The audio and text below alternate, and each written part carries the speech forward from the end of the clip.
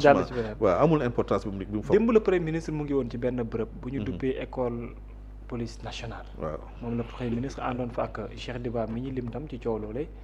ak Birame Diop. ak Mouhamadou Bamba Cissé. déjà l'idée d'y aller. nan nga ko gisee ci bërëb bu mel ni. école police nationale fu ñuy tàggatee ñi nga xam ne ñoo di wéy takk der yi. jëm ci wàllum kaaraange. waaw lu am solo la te wax na ne sax moom du ko yéex a def. xam nga suñu force de défense et de sécurité yi dañ leen a amal njukkal bu rëy. waaw njukkal bu kawe ndax ñoom. bu ñu nekkee en sécurité par exemple man ak yow fii ci studio bi di def émission dafa mel ni ñoom seen liggéey maa ngi xëcc sama cravate bi rek nañ ma jégal de. waaw donc ñoom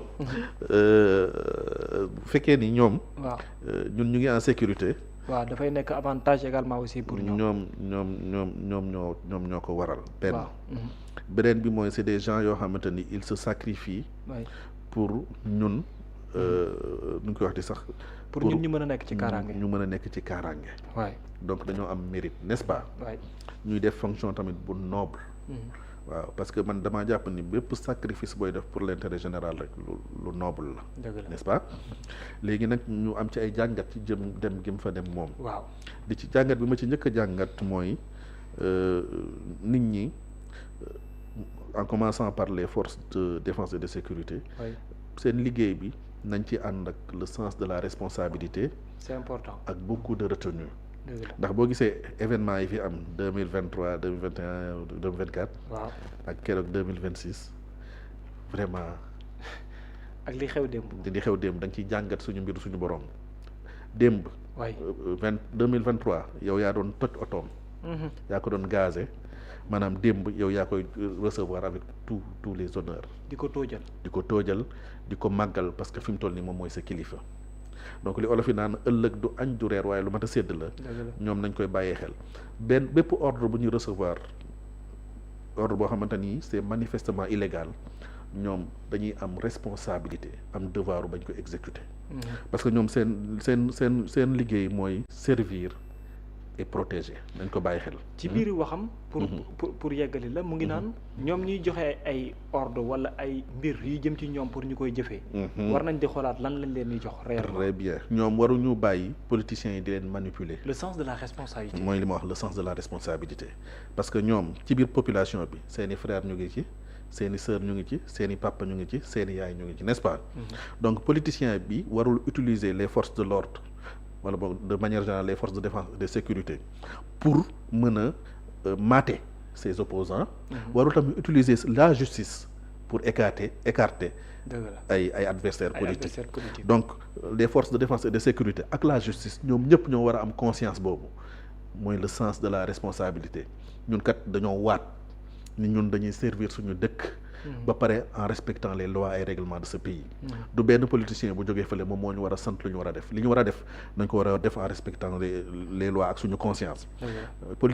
policier bi. moom seen devise c'est l'honneur au service de la loi. wax ju rëy l'honneur au service de la loi. loolu lépp nañ ko bàyyi xel. honneur lan lay tekki ci ñoom au service de la loi lan lay tekki ci ñoom. buñ ko bàyyee xel benn politicien du leen sant ñuy def. alors kenn la koo xam ne amoon na vécu. lu mu dund ñu bare jàpp ne fitna la. bu ñu ko teg à travers peut-être la police la gendarmerie bu mu dund. aujourd'hui mu demaat foofu est-ce qu'on peut parler des questions de réconciliation wala ndax des questions de retrouvailles ci beneen atmosphère ak ci beneen environnement peut-être.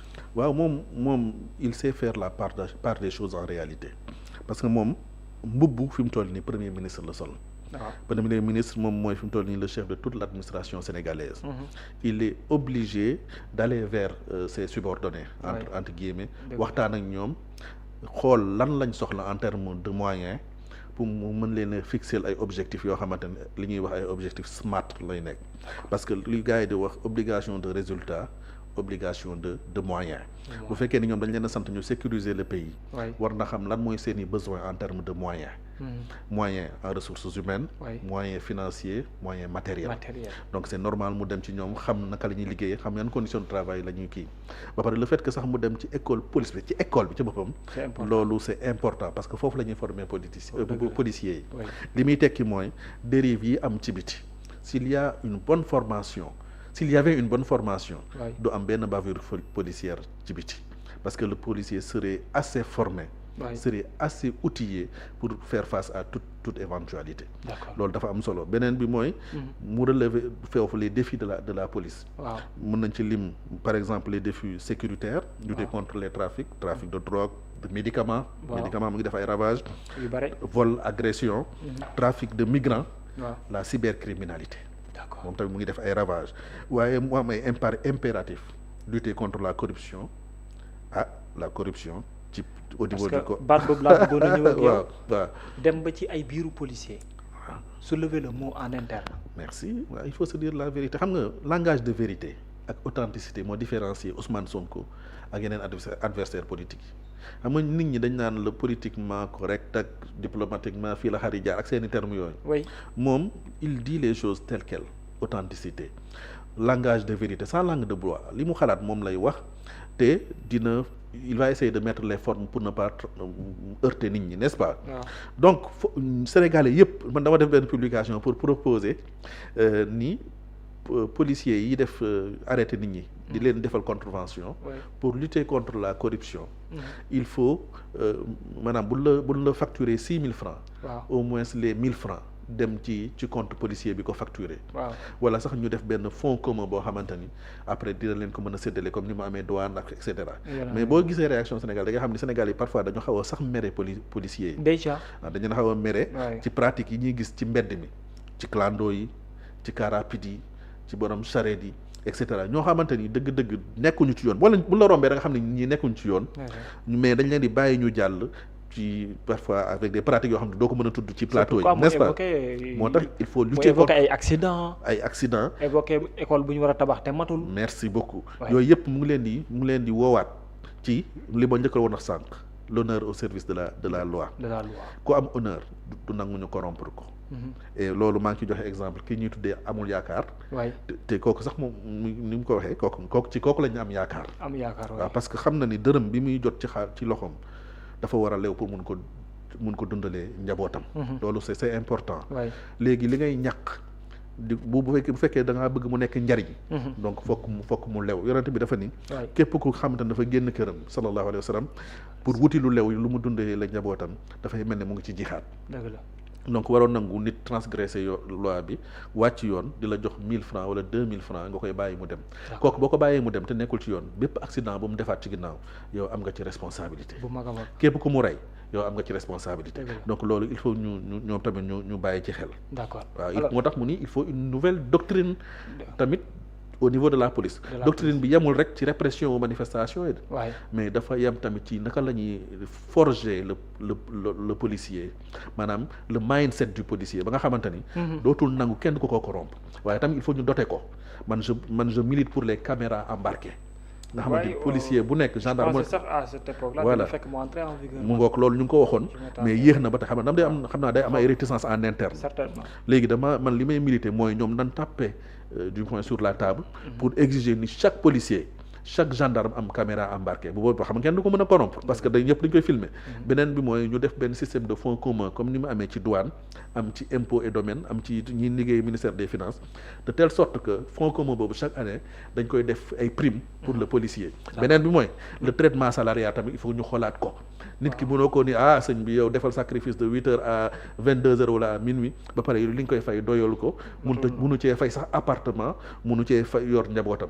il faut que nga mettre ko dans des conditions optimales pour mën a def liggéeyam parce que li muy def sacrifice la salaire waaw mais les commodités yeneen yi ciy tegu mooy accès au logement décent tamit couverture maladie sanitaire seen doom yi tamit ñu defal leen ay écoles yoo xam ne dina fa mën a jàng gratuitement et cetera yooyu yëpp bu ñu ko defee dina mën a améliorer seen condition de travail. am na beneen boo xam ne bëggoon naa ñu yokk ko ci mooy wàllum service administration chef de l'administration il y a un mot bi ñuy wooy superviser dans ce sens-là. Le premier ministre dem pour seeti lu mel ni benn administration boo xam ne tegu na sens boobu noonu au-delà de cette police-là. lan la ñu mën a xaar tamit ci ku mel ni Ousmane Sonko. compte tenu profil bi mu ñuy proposé. ak ci bi mu nekk. rigueur bi.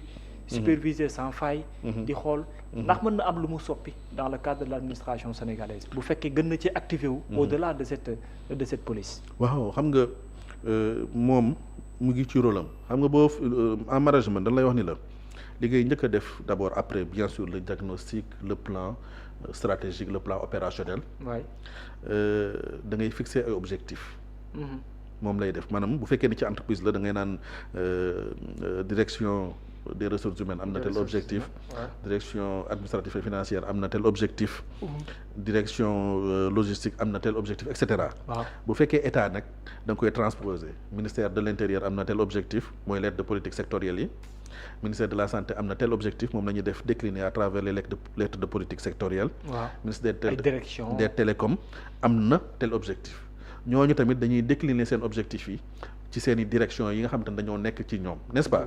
léegi nag ginnaaw ba nga décliner objectif yi ba pare dafa am beneen étape boo war a jàll. mooy le contrôle. waaw le contrôle mooy ba xam ki nga fixé l'objectif mu ngi koy dérouler suivant yow ni nga ko bëggee ba pare mu ngi respecter les délais impartis. doo xaar nag ba ci fin fin d'année bi nga naan non est-ce que atteindre nga sa objectif atteindre ko da ngay adopter ce qu'on appelle maintenant le management agile. c'est-à-dire tu fonctionnes en mode incrémental c'est-à-dire da ngay dem ci ñoom di leen suivre chaque semaine chaque mois chaque 3 mois xool ba xam projet bi mu ngi avancer normalement.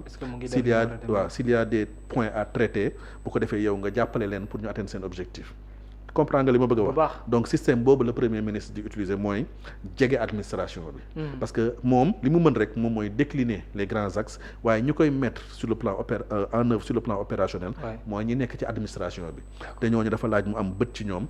di jëm ci ñoom ñu xam ne suñu kilifa gi mu ñuy bàyyi xel bu ko defee ñu mën a atteindre seen objectif. approche bi c'est très